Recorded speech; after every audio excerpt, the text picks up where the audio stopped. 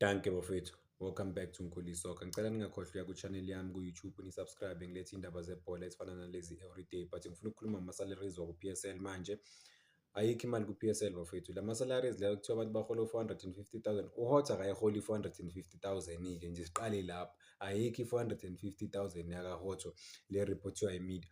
I mean it's sad ukubona ama-news outlets nawo abhala lezi zinto lezi because of they are friends with amanye ama-journalists and then azoripota udoti. Imagine this, if uHotho uhola 450,000 ne, Orlando Pirates inama-players ayi-40 players, kusho ukuthi Orlando Pirates a year ibhadala abantu 100 million kuma-salaries kuphela. Sikhumbule ukuthi kusasenama-signing on fee, kunama-agents fee, njalo nge-transfer market baspenda ama-millions kuma-lokhunjana kuma-agents fee, baspenda ama-millions kuma-signing on fee. Kusho ukuthi Orlando Pirates spenda over 100 million kuma-salaries wamapela. Akulona iqiniso lelo. So an average kuma-big three ungayihola-ke 100,000, hhayi 450,000. Maybe-ke only the top players bangayihola leyo mali, but-ke mina angikaze ngayibona because I remember when I was working for an agent, lo wase-Bryanston, if niyalazi le agent lebhola, one of the biggest agencies e-South Africa. The biggest player, the highest paid player ku-market yakhe overall bekahola 120,000 and he was a huge player. So masibheka i-media beyithi lo muntu beyimbeka ko-300 and something thousand in terms of farmer salaries, would laugh about it, but at the same time iyamsebenzela umuntu oyi-agent because babona ukuthi bayamfuna. Ngifuna ukunenzeleni i-example kaNokovic. Ku-Kaizer Chiefs bekuthiwa uhola malini uNokovic? Mhlawumbe bekuthiwa uhola u-500,000 or 900. At some point bekuthiwa uNokovic ku-Kaizer Chiefs uhola 900,000 a month. Akaze ayihola leyo mali, akaze ahola. U-Kaizer Chiefs bekangaholi na-200,000 uNokovic. Imali ayithola engcono, i-contract ayithola engcono, wathola i-contract yaku-Royal AM la bebamholela just over 200,000, 240 something thousand. Le contract le kuthiwa i-Royal AM namhlanje imkolota 12 million rands, but-ke because of ilokhu iyakhuphuka kuba nama-interest sekuyoma 15 million rands imali abamkoleta yona.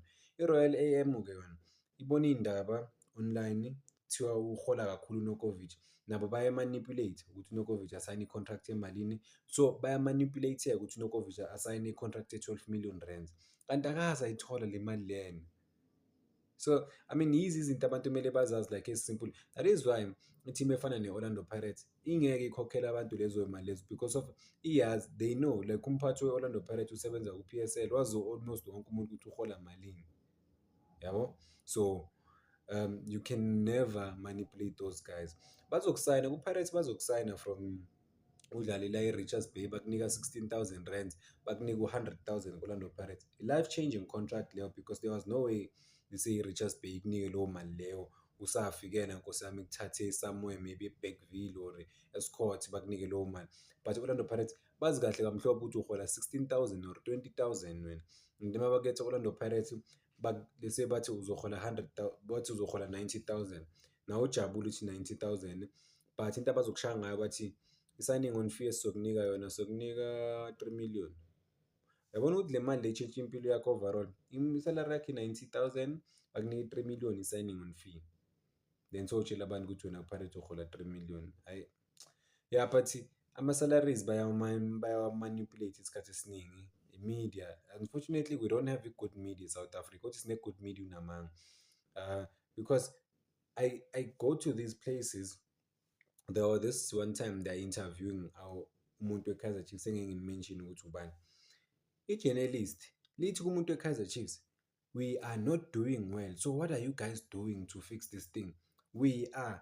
Kusho ukuthi uyafaka naye umuntu okumele ngabe uyayi-criticize i-team leyo, uyayi-criticize and then ufuna ama-direct answers from i-Kaizer Chiefs, but no, ufuna ukuba yi-fan at the same time interview umuntu waku-Chiefs. I-media-ke sinayo leyo bafowethu. And yeah, ngicela ukuyibamba la ngingaze ngikhulume ngabantu, but yeah, ngicela ningakhohlwa ku-YouTube channel yami, subscribe khona, making sure ukuthi channel yami iyakhula, possibly become one of the biggest sport channels e-South Africa. Ngithanda ukubonga kuwo wonke umuntu obukela ama-clip wami ku-YouTube. Why? Because a month we get last month we got over 1 million views overall mangihlanganisa ama-views. Why? Because ngidropha ama-video amaningi kakhulu ku-YouTube. So ngiyabonga kuwo wonke umuntu obukelayo. ngicela ni-click-e more ku-YouTube ngoba ngizwa nje ivoice yami ney'thombe zama-players. But Nkuli Soccer ku-YouTube, ningakhohlwa bafethu. Danko.